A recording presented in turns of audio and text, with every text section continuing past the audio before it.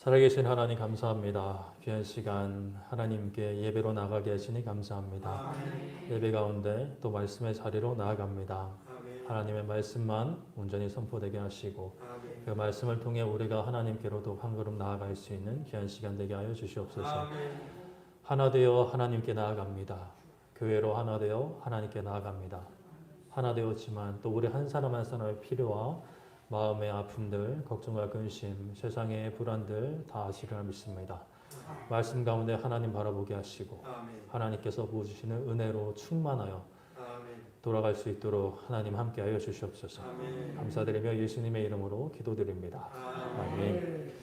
말씀 찾아보겠습니다. 하나님 말씀 고린도전서 15장 51절부터 58절까지 말씀 보겠습니다. 고린도전서 15장 51절부터 58절까지 말씀 보겠습니다. 고린도전서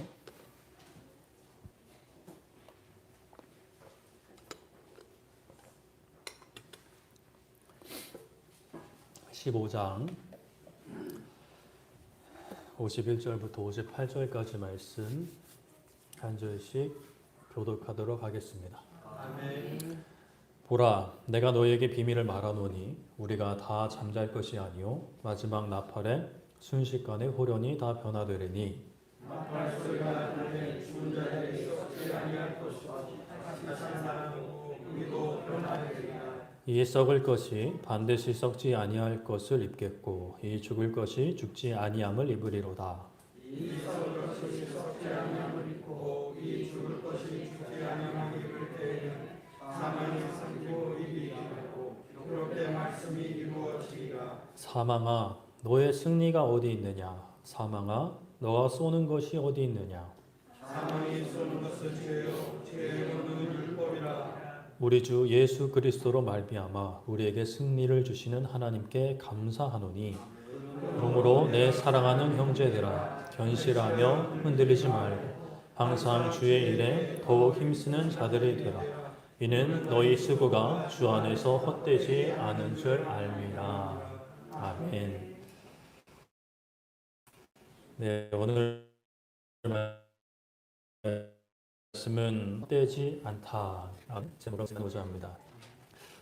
요즘도 TV 하는지 모르겠습니다만 세상에 이런 일이라는 프로그램이 있습니다. 요즘도 하나 모르겠네요. 세상에 이런 일이라는 프로그램이 있는데 거기 보면 진짜 정말 세상에 이런 사람이 있나 싶은 사람들이 등장을 하죠. 그 중에 이제 가끔 보면 독특한 취미를 가진 사람들이 등장을 합니다. 참 기이하다라는 취미를 가진 사람들이 등장을 하는데 그 중에 또 한 종류가 이제 특정한 것을 이제 수집하는 사람들이 또 등장을 합니다. 동전에서부터 우표도 있고 그리고 수석, 이제 자연으로 만들어진 돌이죠. 수석도 있고 각종 이제 골동품들 이런 것들이 많이 있습니다. 다른 사람들은 이런 것까지 모으나 이런 이제 싶다가도 이제 거기에 가치를 두고 열심히 모으시는 분들이죠. 그냥 이제 모으는 것 자체만으로 이제 만족을 누리시는 분들이 있는데 간혹 보면은 그 모으는 것들이 진짜 가치 있는 것들, 그러니까 이제 세상에서 말 그대로 이제 금전적 가치를 가지는 그런 수집품들이 등장을 해요. 동전 같은 경우도 몇 년도에 500원짜리는 예를 들어서 10,000원의 가치가 있다. 이런 것들이 있을 수도 있고, 수석 같은 경우는 몇만 원에서부터 심지어 몇 억까지 이르는 이제 돌들이 있다고들 하죠. 그냥 돌인데 이제 좀 자연의 경관을 좀 띠는 그런 돌이 있으면 엄청난 금액을 가지기도 합니다. 또 그리고 골동품 같은 것들이 있죠. 예를 들어서 이런 도자기 아니면 이런 석상 이런 것들이 있는데 그런 데 나와서 자랑을 하죠. 이게 조선 시대에 만들어진 백자다 이러고 이제 가서 검증을 받아보면 이거는 한 80년대 만들어졌다 이렇게 감정을 받기도 하죠. 그러면 이제 모으시는 그 모은 분의 그 억장이 무너지는 그런 표정을 보기도 합니다. 그런 것들이 이제 또 뭐 진품 명품이라는 프로그램을 통해서 많이 이렇게 방영이 됐어요.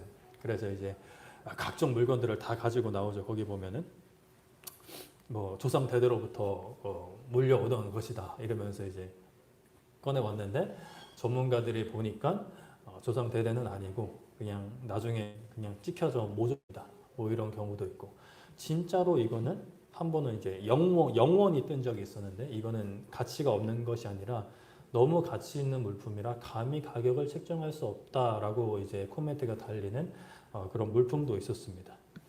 그렇게 이제 사람들은 어떤 물건을 볼 때에 이것은 정말 가치 있는 거다, 이건 정말 중요한 거다라고 말을 하지만, 사실상 이제 그 사람의 말에 따라서 그 가치가 정해지는 것은 아니고, 정말 그 분야에 있어서 전문가들을 볼 때에 이것은 언제 만들어진 것이고 누가 뭐 만들었기 때문에 이 어느 정도 가치가 있다라고 판정을 할 때 이제 다른 사람들도 다 동의를 할 만큼의 가치를 부여받는 것 같습니다.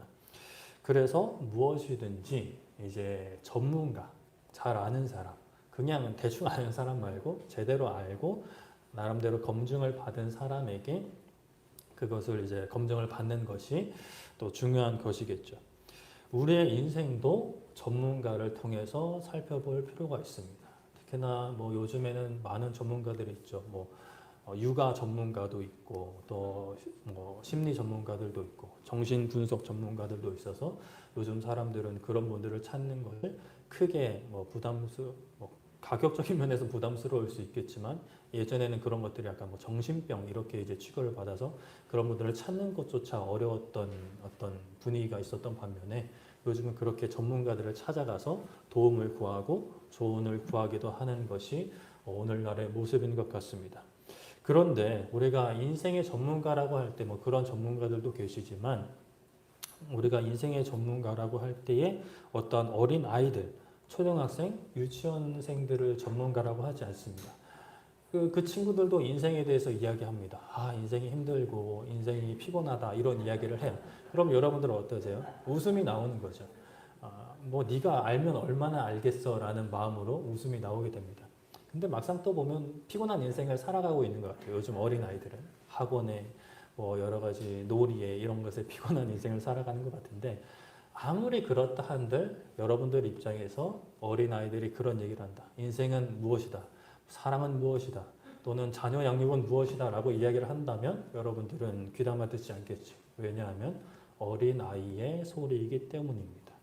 그래서 우리는 뭐 인생의 전문가를 찾을 필요가 있습니다. 각종 뭐 아까도 언급한 전문가들도 있겠지만, 무엇보다 우리는 하나님을 믿는 사람들로서 우리의 인생의 전문가이시고 책임가이신 하나님을 찾아야 하는 것이죠.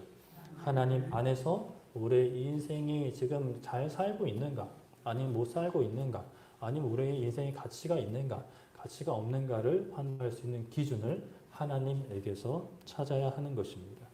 오늘 우리가 살펴본 고린도전서 15장 말씀은 부활에 관한 말씀입니다. 저번 주가 부활 주일이었는데요. 부활 주일이 지났다고 부활이 끝난 것은 아니죠. 저번 주에도 살펴보았고 오늘 또 살펴본 말씀이 고린도전서 15장 51절인데 제가 읽어드리면, 보라 내가 너희에게 비밀을 말하노니 우리가 다 잠잘 것이 아니요 마지막 나팔에 순식간에 호련히 다 변화되리니, 52절 나팔 소리가 나매 죽은 자들이 썩지 아니할 것으로 다시 살아나고 우리도 변화되리라 라고 말씀을 합니다. 놀라운 비밀, 우리가 알지만 또 교회 오래 다니신 분들은 이미 잘 알고 있지만 살아가는 가운데 기억하기는 쉽지 않은, 쉽게 까먹는 비밀인 우리가 다 잠자게 되고 결국에 다 죽게 되고, 그러나 그것이 끝이 아니라 마지막 나팔이 불 때에 순식간에 호련히 다 변화될 것이라는 비밀입니다. 나팔 소리가 날 때에 죽은 자들이 썩지 아니할 것으로 다시 살아나고 우리도 변화될 것, 부활하게 될 것이라고 말씀을 합니다. 그래서 이제 그 변화될 것을 바라보며 거기에 소망을 가지고 살아가는 그 삶은 저번 주에는 제가 로마서 6장 4절을 근거해서 새 생명 가운데 행해야 한다라고 말씀을 드렸는데 오늘은 그 변화된 삶, 변화를 바라보는 삶, 오늘의 삶을 이제 고린도전서 15장 안에서 좀 답을 찾아보려고 합니다.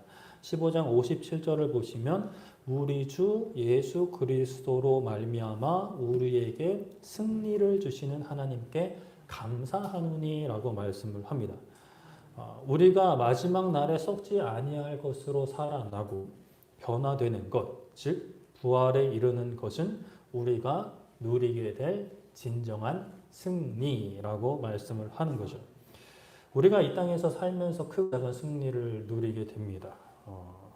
그러나 우리가 완전히 이르게 되는 승리는 바로 부활인 것이죠. 이것이 우리 그리스도인의 궁극적인 삶의 방향성이고 목적인 것입니다. 이것을 얻기 위해 우리가 오늘도 수고하고 헌신하고 달려가는 것이죠. 그런데 이제 어떤 분들은 이제 이 교회에 다니고 신앙생활을 하는 것의 목적이 마음의 평안과 또는 물질의 축복, 심지어 교회 안에서 형성되는 많은 인간관계를 어떤 신앙생활의 목적이라고 생각을 하시는 분들도 있는 것 같습니다. 물론 교회에 처음 문을 두드릴 때는 그런 목적으로도 두드릴 수 있을 것 같아요. 하지만 그것이 기독교의 본질이고 그것이 신앙생활의 최종 목적이라면 저는 저부터 교회를 끊겠습니다. 이 땅에서 마음의 평안을 얻고 물질의 복을 누리는 것이 기독교의 전부라면, 우리의 신앙생활의 전부라면 저부터 이제 살 길을 찾아 떠날 것 같아요. 마음의 평안을 얻고 싶으면 사실 뭐 여기 지하에서 우리가 마음의 평안을 뭐 누리겠습니까? 답답하기만 하지. 탁 트인 산에 가서 템플 스테이를 하는 게 더 마음의 평안이 얻겠죠. 뭐 제가 뭐 절에 가시라는 게 아니라 그냥 눈에 보이는 것만 놓고 보면 얼마나 그 자연이 좋아요. 요즘 절들 다 산에 있잖아요. 하나님께서 만드신 자연이기 때문에 또 어떤 그런 일반 은총 속에서 하나님을 모르는 사람들도 자연 속에서 평안함을 누리는데 우리가 뭐 교회에서 누릴 수 있는 것이 마음의 평안이 전부라면 굳이 뭐 주일날 이렇게 모일 필요가 있겠습니까? 산으로 가고 들로 가고 강으로 가겠죠. 그리고 물질의 복을 누리는 것이 또 기독교의 목적이라면 여기 계시지 마시고 지금 당장 일하러 나가셔야겠죠. 일해서 한 푼이라도 더 버셔야겠죠. 아니요, 저는 하나님께 베팅하겠습니다. 하나님께 헌금하면 10배로 주시겠죠. 라고 뭐 그러실 수도 있습니다. 하나님께서 그렇게도 하시죠. 하지만 안 그러신 경우도 더 많이 있는 것 같습니다. 물질의 복을 누리기 위해서라면 또 어떤 이생의 자랑을 위해서라면 여기 말고 저기 바로 우리 옆에 보이는 아주 훌륭한 건물인 넷마블로 가십니다. 넷마블 건물 얼마나 멋있습니까? 엄청 의리하게 짓고 그리고 여러분들이 하는 헌금을 차라리 로또를 사시는 것을 추천드립니다. 그러면 뭐 로또 확률이 어떤지 모르겠지만 글쎄요. 더 물질의 복을 더 누리시지 않을까라는 생각이 들기도 합니다. 그러나 우리가 그럼에도 불구하고 산으로 가고 들로 가지 않고 다른 곳에 우리의 시간을 투자하지 않고 차라리 그냥 집에 누워있지 않고 이 시간 이 자리에 나와 있는 것은 우리의 삶의 목적이 어떤 이곳에 함께 신앙생활하는 이유가 단순히 마음의 평안이 아니라 물질의 복이 아니라 또 우리의 건강이 아니라 하나님께서 우리에게 허락하시는 은혜 그리고 마지막에 궁극적으로 얻게 될 승리, 부활이기 때문입니다. 물론 마음의 평안도 주시죠. 마음의 평안을 주십니다. 마음의 불안감만 주시는 것은 결코 아닙니다. 또 무조건 가난만 주시는 것도 아니죠. 물질의 복도 주십니다. 하지만 그게 최종 목적이 아니라는 거죠. 이러한 부활을 주시는 하나님께 우리의 마땅한 반응은 아까 이제 읽어드렸던 57절 말씀처럼 우리에게 승리를 주시는 하나님께 감사하노니 우리의 마땅한 반응은 바로 감사입니다. 우리에게 부활을 허락해 주시니 감사드린다는 감사의 고백이죠. 그러나 우리가 항상 그렇죠. 감사는 말에서 그치면 그 감사의 그 본래의 가치가 제대로 전달되지 않습니다. 항상 말뿐만이 아니라 행동이 삶으로 따라와야 되는 것이죠. 58절에 보시면 그러므로 내 사랑하는 형제들아 견실하며 흔들리지 말고 항상 주님의 일에 더욱 힘쓰는 자들이 되라. 이는 너희 수고가 주 안에서 헛되지 않은 줄 알미라 라고 말씀을 합니다.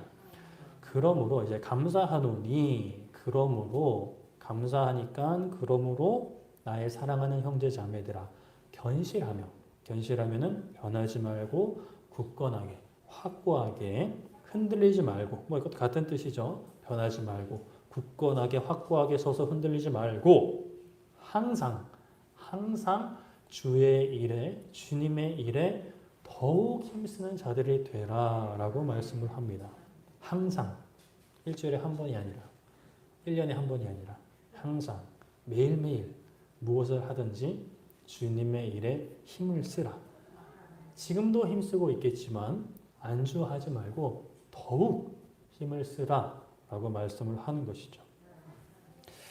여러분은 지난 한 주간 저도 바쁜 삶을 보냈지만 무슨 일에 힘을 쓰셨습니까? 무슨 일에 나의 생각과 마음과 시간과 나의 건강과 나의 물질과 나의 에너지를 쓰셨습니까? 그 가운데 주님의 일이 있으셨나요?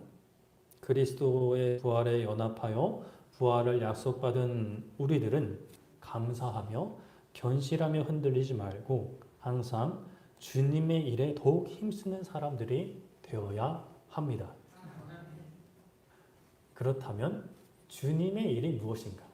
우리가 그럼 매일같이 교회 나와서 청소하고 뭐 봉사하고 또 예배드리고 말씀 공부하는 것이 주님의 일인가? 뭐 맞죠. 주님의 일, 예배 참석하고 말씀 보고 기도하고 뭐 헌금하고 봉사하고 섬기고 말씀 가르치고 말씀 배우고 찬양하고 전도하고 여러분들이 주어진 삶에서 하나님의 사람으로서 어떻게든 말씀을 지키고 살아가는 모든 것이 주님의 일인데 오늘은 이제 좀 근본적인 것을 우리가 짚고 넘어가려고 합니다. 요복음 6장 29절에 이렇게 말씀을 하는데요.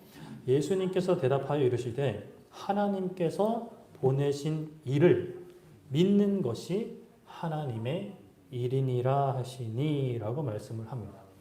이 요한복음 6장의 배경이 예수님께서 오병이어의 기적을 베푸시고 사람들이 먹는 양식을 바라면서 이제 그 밥 끼니 해결하려고 예수님을 찾자 예수님께서 생명의 양식을 먹어라 이놈들아 이렇게 하시니까 사람들이 그것을 잘 이해를 못하고 그럼 하나님의 일을 어떻게 해야 되냐라고 이제 묻는 상황인 거예요. 그때 예수님께서 답을 하시는 것이 하나님의 일을 한다는 것은 주님의 일을 한다는 것은 하나님께서 보내신 일을 믿는 것. 하나님께서 보내신 예수님이죠. 우리의 생명의 양식인 영혼의 양식인 영원의 양식인 예수님을 믿는 것이다 라고 예수님께서 아주 딱 정리를 해주시는 거예요.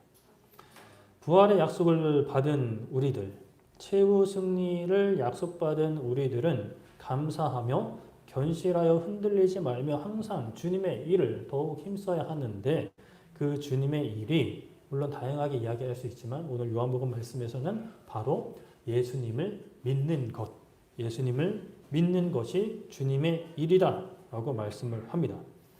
우리가 교회에 모여서 이렇게 예배하고 봉사하고 헌신하고 기도하는 것 당연히 주님의 일이고 하나님의 사람으로서 주님을 따르는 그리스도인으로서 세상에 나와서 그 세상 사람들과 비슷하게 살아가지만 그러나 그 마음의 중심에는 하나님의 영광과 하나님의 나라를 위해서 그 사는 모든 발자취가 주님의 일인데 여기서는 하나님께서 보내신 예수님을 믿는 것이 주님의 일이다라고 말씀을 하는 거죠. 이 말씀을 이제 접하면 또 약간 곡해해서 들으면 이렇게 보실 수 있을 것 같아요. 아, 그럼 예수님을 믿는 것이 주님의 일이면 우리가 이렇게 예배드리고 봉사하고 말씀 배우고 기도하는 것 굳이 하지 않아도 예수님만 믿으면 되겠네요 라고 이제 생각을 하실 수 있을 것 같고 진짜 그런 분들이 계십니다. 살다 보면 그런 분들이 계세요. 나는 예수님은 믿어. 근데 교회엔 나가진 않아. 헌금은 하지 않아. 예배는 굳이 참석하지 않아도 돼. 기도 예수님 믿는데 뭐 굳이 그렇게 열심히 기도할 필요 있나? 라고 이제 말씀을 하시는 분들이 계시더라고요. 그러나 우리가 한번 생각을 해볼게요. 여러분들의 연인이나 남편이나 아내가 여러분들을 사랑한다라고 하면서 다른 여성이나 남성의 손을 잡고 그 손에 반지를 껴주고 그 사람과 함께 시간을 보내면서 여러분들에게 나 너 사랑해. 너 사랑해. 내 마음은 너한테 있어. 라고 이야기한다면 여러분들은 그 사랑의 진실됨을 얼마나 믿으시겠나요? 따귀를 때리지 않으면 다행일 것 같습니다.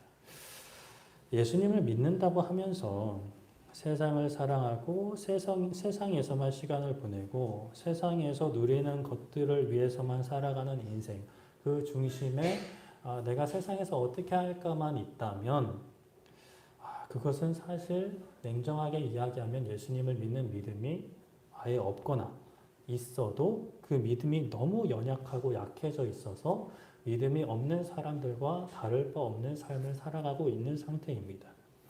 우리는 견실하며 흔들리지 말며 항상 주님의 일에 더욱 힘쓰는 자들이 되어야 합니다. 그 주님의 일은 오늘 말씀 가운데에서 예수님을 믿는 것이다 라고 말씀을 합니다. 우리가 봉사를 많이 하고 말씀을 많이 읽고 기도하고 헌금도 많이 하고 전도도 많이 하고 그것도 주님의 일이 맞지만 그러나 때로는 우리가 믿음을 지키고 있는 것만으로도 주님의 일을 훌륭하게 감당하는 것일 수 있어요. 다윗 이야기를 좀 살펴보면 다윗은 왕이 되기 전에 참 힘든 시기를 보낸 것을 우리가 알고 있습니다.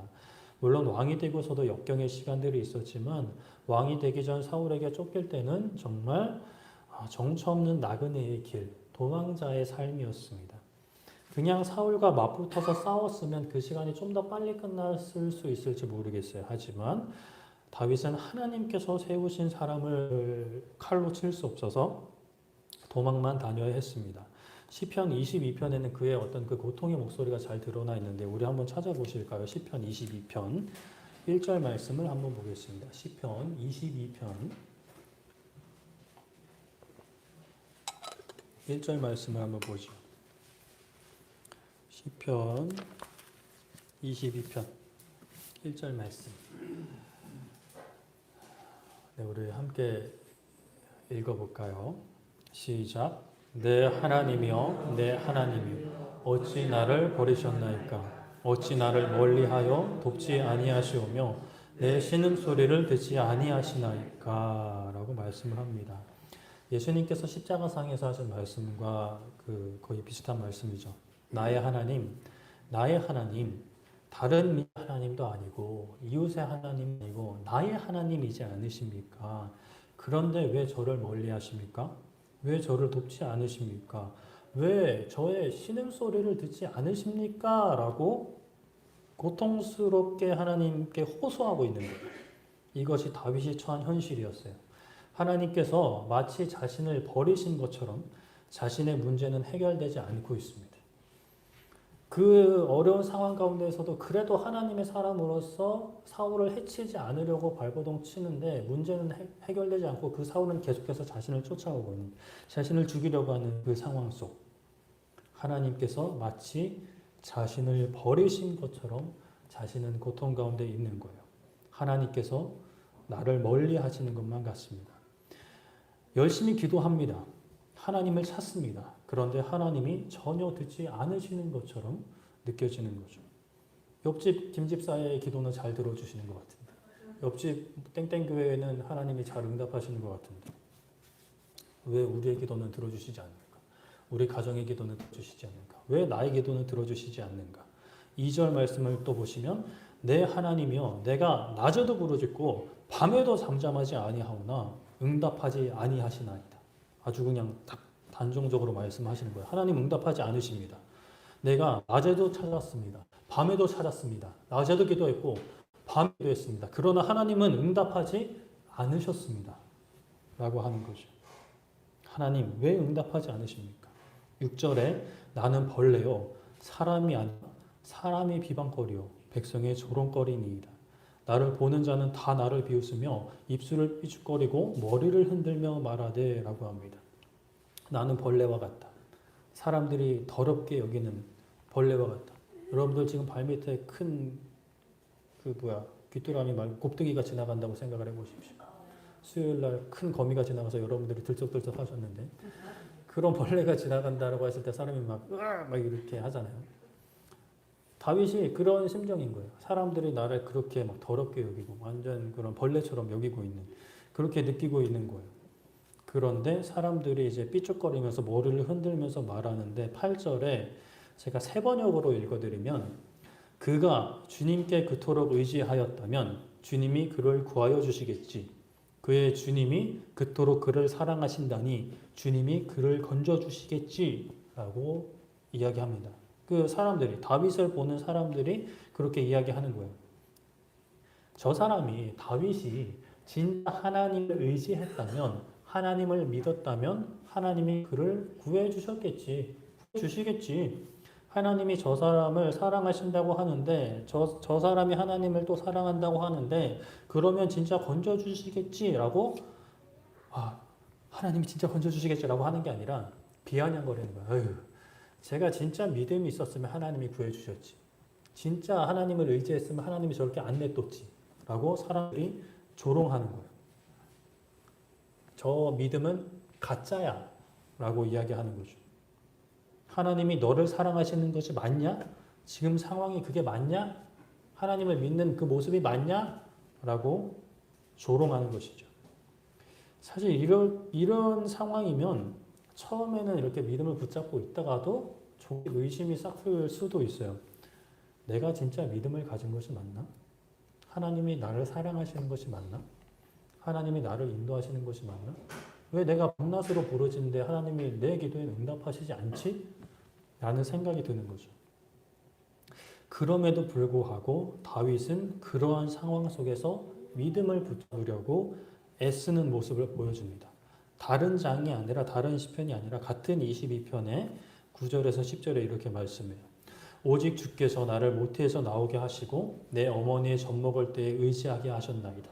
내가 날 때부터 주께 맡긴 바였고 모태에서 나올 때부터 주는 나의 하나님이 되셨나이다.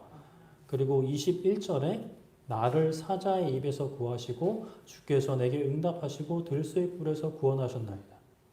자신의 과거를 돌아보는 거예요. 지금 상황은 정말 너무나 참혹하고 하나님이 응답하시지 않는 상황이니까 이 상황만 묵상하고 있으면 사실 뾰족한 수가 없단 말이에요. 계속 절망의 늪으로 빠져들어가니까 과거를 돌아봅니다. 하나님께서 나 태어날 때 기억은 없겠지만 아버지로부터 들은, 그리고 자신의 어떤 그 하나님께서 깨닫게 하신, 하나님께서 나 태어나실 때부터 지켜주셨다. 그리고 자신의 기억 속에서 자신이 그 목동으로 그 양을 칠 때에 사자 입에서 나를 구원해 주신 것, 그리고 들소의 뿔에서 나를 지켜주신 것을 기억하는 거예요.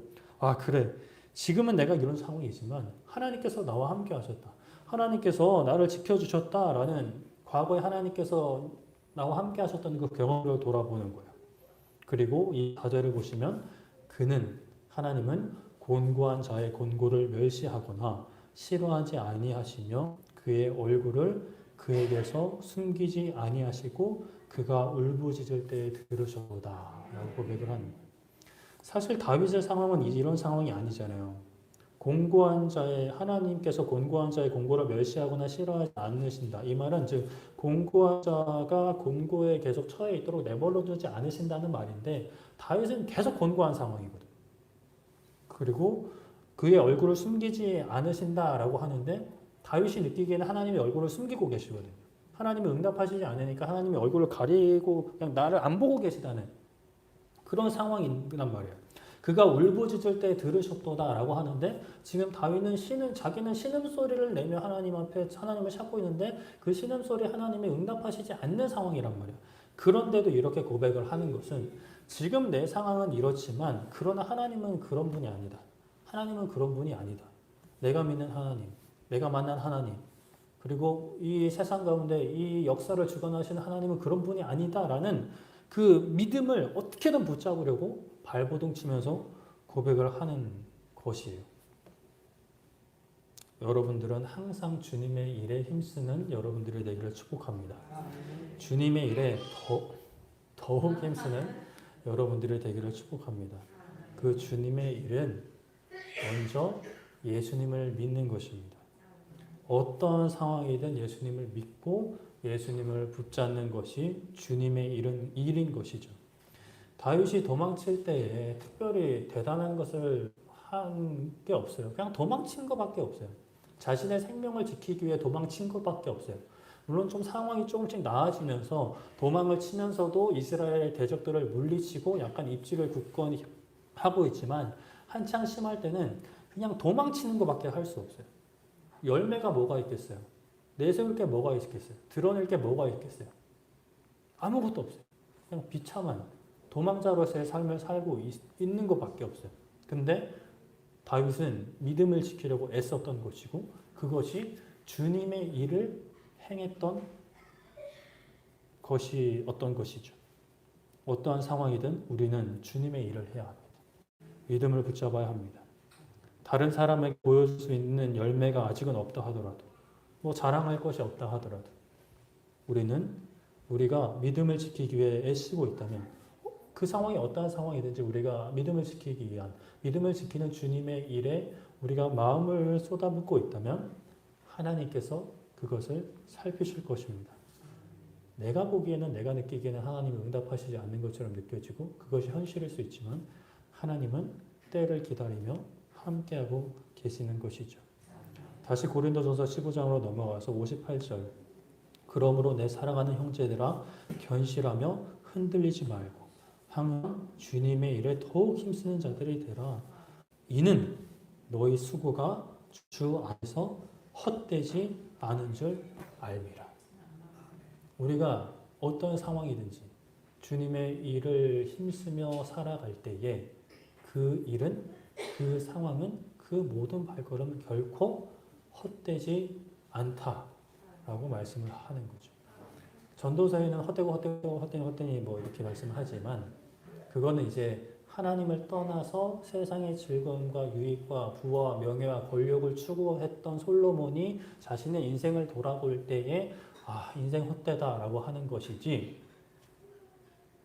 어려운 상황에도 비참한 상황 가운데에도 주님을 찾고 주님의 일을 하기 위해 애썼던 믿음을 지키기 위해 애썼던 그 모든 발걸음은 비록 세상 가운데 드러낼 것은 없어도 세상 가운데 자랑할 것은 없어도 그 모든 것이 헛되지 않다라고 말씀을 하는 것입니다. 우리의 모든 수고가 헛되지 않습니다. 우리의 모든 발걸음이 헛되지 않습니다. 주님 앞에 설 때에 주님 앞에 가게 될 때에 여러분들의 자녀들에게나 세상 가운데 무엇을 남기고 가실지 모르겠어요. 아무것도 남기지 못하고 갈 수도 있어요. 심지어 빚만 남기고 갈 수도 있겠죠. 그러나 우리가 주님의 일에 힘쓴 삶이었다면 우리가 어떻게든 믿음을 지키려고 애썼던 삶이었다면 그 삶은 결코 헛되지 않습니다. 하나님께서는 아세요. 우리의 상황이 어떤지 아시는 거예요. 우리에게 처음에 5달란트를 주셨는지 2달란트를 주셨는지 1달란트를 주셨는지 아신단 말이에요. 그러면 우리가 그것을 붙잡고 어떻게든 실험했다면 하나님께서는 그 모든 과정과 결과를 다 종합적으로 보시고 착하고 충성된 종아라고 칭찬하시리라 믿습니다.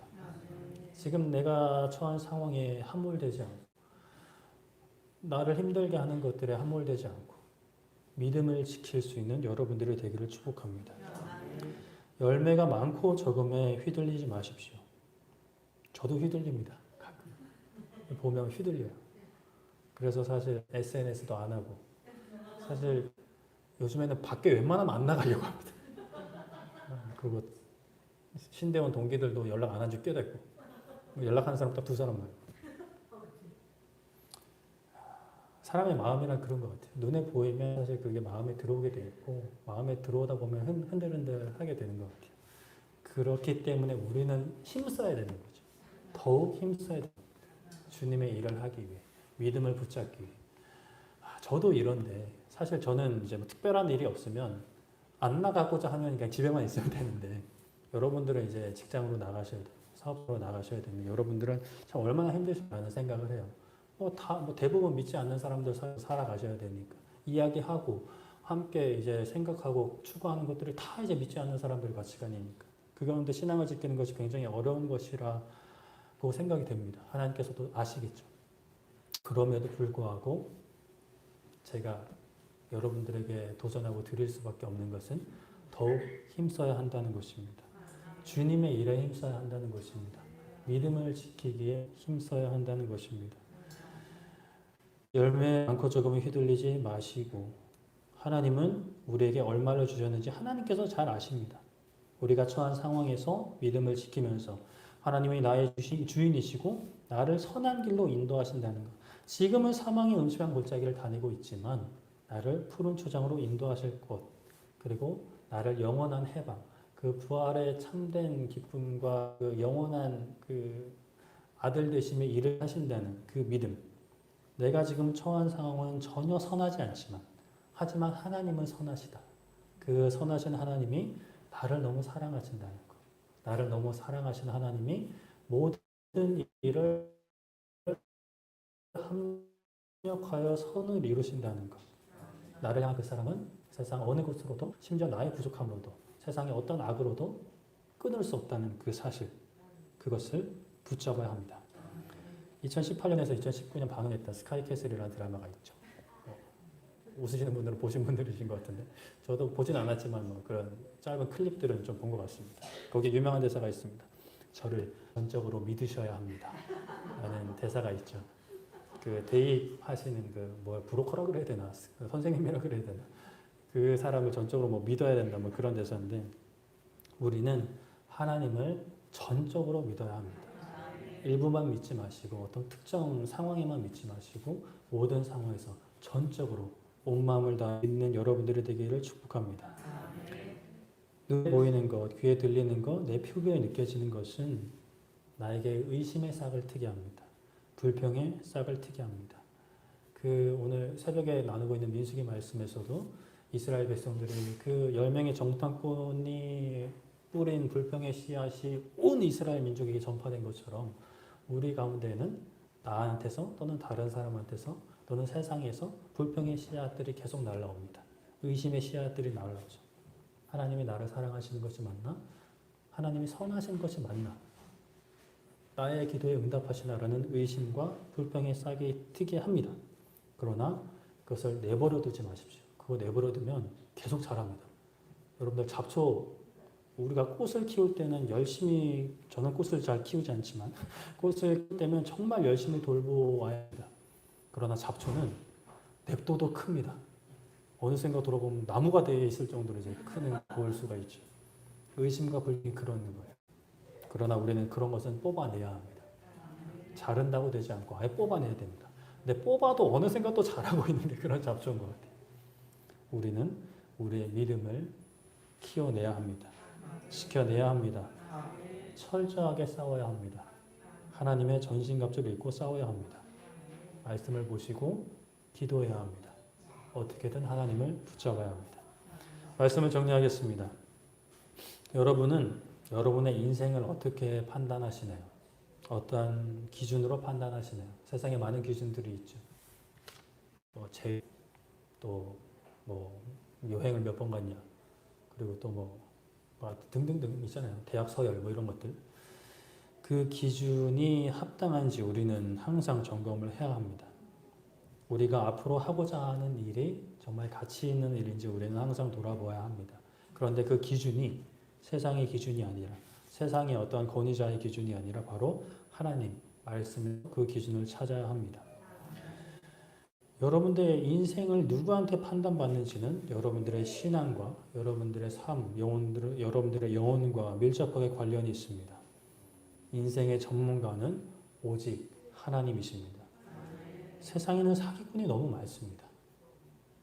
악한 영의 세력은 어떻게든 우리를 넘어뜨리려고 합니다. 세상의 어떠한 지혜자도 하나님의 지혜에 견줄 수 없습니다. 그렇다고 세상의 지혜자들 다 귀닫고 살아야 하는 것은 아니고 받아들일 것은 받아들이고 걸을 것은 이제 걸어야 되죠. 말씀을 봐야 합니다. 기도하셔야 합니다. 여러분들의 귀한 인생, 정말 정금보다 귀한 인생, 세상에 썩을 것으로 판단하고 세상에 썩을 것으로 재단하지 마십시오. 예수 그리스도를 구주로 고백하며 예수님과 연합한 사람은 예수님이 부활하신 것처럼 마지막 날에 온전히 부활하게 될 것입니다. 그것이 우리 그리스도인들에게 주어지는 최후 승리, 완전한 승리입니다. 이 승리를 약속받은 우리는 감사할 수밖에 없죠. 그 감사는 흔들림 없이 항상 주님의 일에 더욱 힘쓰는 삶의 모습으로 드러나게 됩니다. 주님의 일에 힘써야 합니다. 주님의 일은 오늘 살펴본 말씀을 통해서는 예수님을 믿는 것이다 라고 말씀을 합니다. 예수님을 믿는 것입니다. 어떠한 상황에서도 예수님을 믿는 것입니다. 우리와 항상 함께 하신다고 약속하신 예수님, 그리고 분명히 다시 오신다고 하신 예수님. 이 세상은 불의와 부당함으로 가득 차 있지만 그 모든 것을 합당한 기준으로 심판하신다고 약속하신 예수님, 그 예수님을 믿어야 합니다. 의심과 불평이 싹트기 쉬운 상황이라 하더라도, 또 지난날은 그렇게 살았다 하더라도 우리는 다시 한번 정신을 차리고 싸워야 합니다. 의심과 불평과 싸워야 합니다. 솔직하게 하나님께 고백할 필요는 있죠. 의심과 불평이 생길 때 솔직하게 하나님 앞에 고백을 하십시오. 믿음과 감사로 하나님께 나아갈 수 있도록, 내 안에 생기는 이 의심과 불평이 사라질 수 있도록 기도해야 합니다. 지금 내가 처한 상황은 하나님이 별로 역사하시지 않는 것 같아도, 다른 사람은 열심히 역사하고 계시는데 나는 역사하시지 않는 것 같다 하더라도, 그러나 우리의 삶을 돌보시고 지키시고 인도하시는 하나님을 믿음으로 고백하기를 축복합니다. 우리가 그렇게 믿음을 지키고자 애쓸 때에 그 어떠한 수고도 어떠한 발걸음도 결코 헛되지 않다. 그 어떠한 시간도 헛된 시간이 없다. 하나님을 떠난 인생은 무슨 즐거움을 누리는 헛된 인생이 되지만, 믿음을 지키는 주님의 일을 감당하는 이들의 수고는 결코 헛되지 않다. 이번 한 주도 헛되지 않은 정말 가치 있는 삶을 살아내기를 축복합니다. 우리 함께 찬양하고 기도할 텐데, 우리 이 복음성가 284번, 너무 잘 아는 찬양이죠. 284번, 주만 바라볼시라. 후렴 가사가 이렇습니다. 하나님 사랑의 눈으로 너를 어느 때나 바라보시고 하나님 인자하기로서 언제나 너에게 기울이시니 어둠의 밝은 빛을 비춰주시고 너의 작은 신음에도 응답하시니. 그러나 다윗의 상황은 그렇지 않았습니다. 신음에도 응답하시지 않는 하나님, 나한테서 얼굴을 가리시는 하나님이셨어요. 나의 기도에 응답하시지 않는 하나님이셨습니다. 그러나 그것이 아니었습니다. 우리가 다윗과 같은 그런 상황에 처해 있을지라도, 우리가 그렇게 느껴질지라도 찬양의 가사 기억하시면서 믿음으로 선포하셨으면 좋겠어요. 하나님은, 내가 느끼는 상황은 이렇지만 진짜 하나님은 그렇지 않다. 지금 내가 이렇게 느낄 뿐이지 살아계신 하나님이 그렇지 않다 라는 것을 나 자신을 향해, 세상을 향해 선포하는 여러분들 되게 축복합니다. 이렇게 찬양하겠습니다.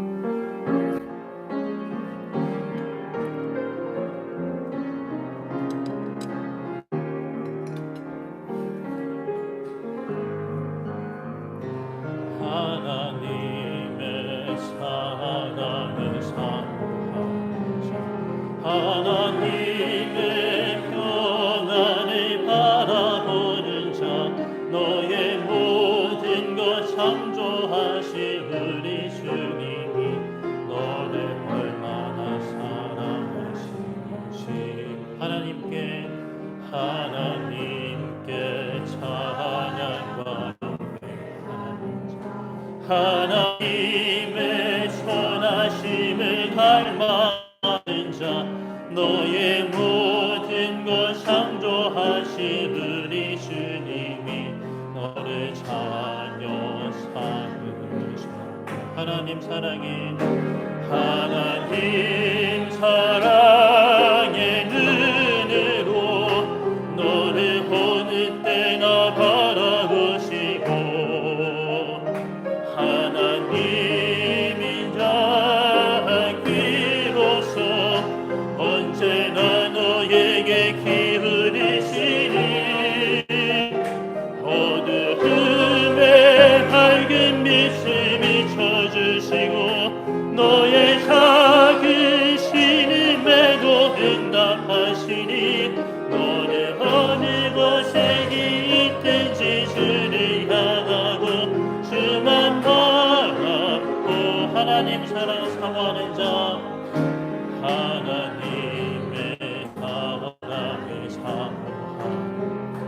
하나님의 평안을 나의 모든 것 창조하신 우리 주 나를 얼마나 하나님의 찬양과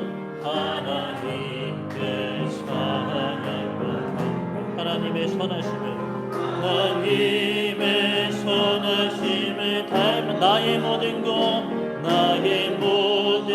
창조하신 우리 주님 나를 살려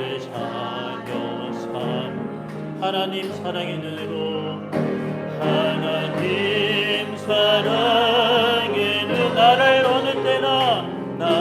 어느 때나 바라보시고 하나님의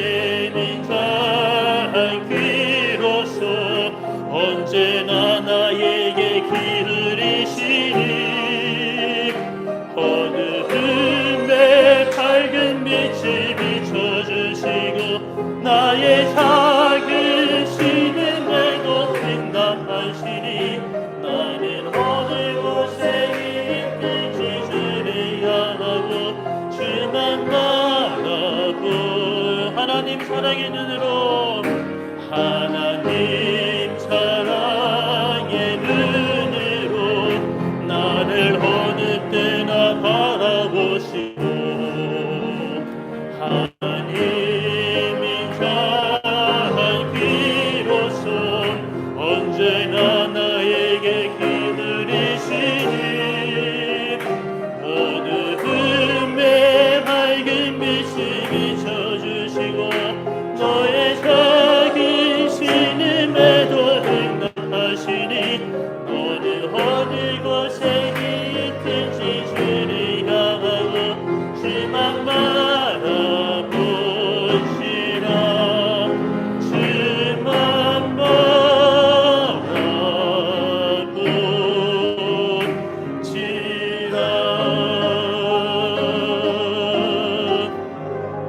이 시간 우리 함께 기도할 때 하나님 우리를 사랑의 눈으로 바라보신 하나님 인자한 귀로써 우리에게 귀 기울이시는 하나님 아버지 우리가 어둠의 후에 밝은 빛을 비춰주시는 하나님 아버지 우리의 작은 신음에도 응답하시는 하나님 아버지 지금 내가 느끼는 상황 내가 처한 상황은 그렇지 않더라도 아버지 하나님 믿음으로 고백하며 나가게 하여 주시옵소서. 예수님을 믿는 믿음 그렇게 주님의 일을 감당하는 일에 더욱 힘쓰는 우리가 되게 해달라고 우리 주여 한번 외치고 기도하도록 하겠습니다.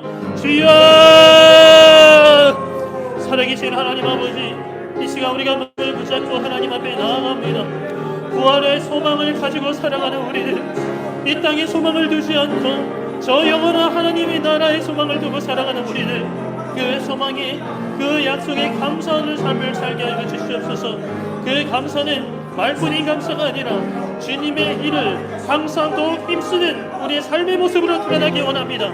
나의 일에 힘쓰는 삶이 되지 않게 하여 주시옵소서. 세상의 일에 힘쓰는 삶이 되지 않게 하여 주시옵소서. 세상 가운데 살아가지만 세상 가운데 믿지 않는 사람들과 비슷한 모습으로 살지만 우리는 주님의 일을 힘쓰는 사람들이 되게 하여 주시옵소서. 하나님을 믿는 예수 그리스도를 믿는 그 믿음을 붙잡는 그 일에 힘쓰는 우리가 되기 원합니다. 하나님 그 일에 힘쓸 때에 아버지 우리의 상황은 우리가 처한 현실은 하나님께서 나를 외면하시고 나의 길을 응답하시지 않고 나를 홀로 두시는 것 같이 느껴지는 그 상황이라 하더라도 아버지 하나님 다윗이 그러한 상황에도 믿음을 붙잡고 애썼던 것처럼 우리도 믿음을 붙잡고 애쓰는 우리의 삶이 되게 하여 주시옵소서. 믿음을 붙잡는 우리의 삶이 되게 하여 주시옵소서. 믿음의 눈을 들어 하나님의 역사를 바라보게 하여 주시옵소서. 우리의 현실은 하나님과 동떨어져 있고 하나님이 우리를 외면하신 것이 느껴지다 하더라도 우리의 느낌과 우리의 현실을 할문되지 않게 하여 주시옵소서. 우리의 현실을 묵상하지 않고 하나님을 묵상하는 우리의 삶이 되게 하여 주시옵소서. 다른 사람과 비교하지 않고 하나님 말씀을 통해 하나님 바라보기 원합니다. 하나님 의지하기 원합니다. 주님 이루게 주시옵소서.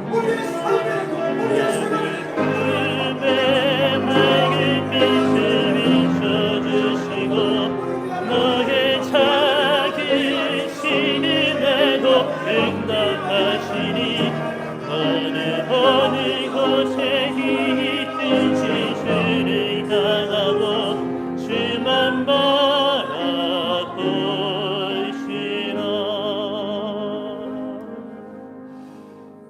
살아계신 하나님, 우리가 다시 한번 하나님께 기도합니다. 우리의 삶의 공로가 아닌, 우리의 삶의 열매가 아닌 오직 예수 그리스도의 공로를 힘입어 하나님 앞에 기도합니다. 하나님, 우리가 처한 상황에 우리의 현실에 함몰되지 않게 하여 주시옵소서.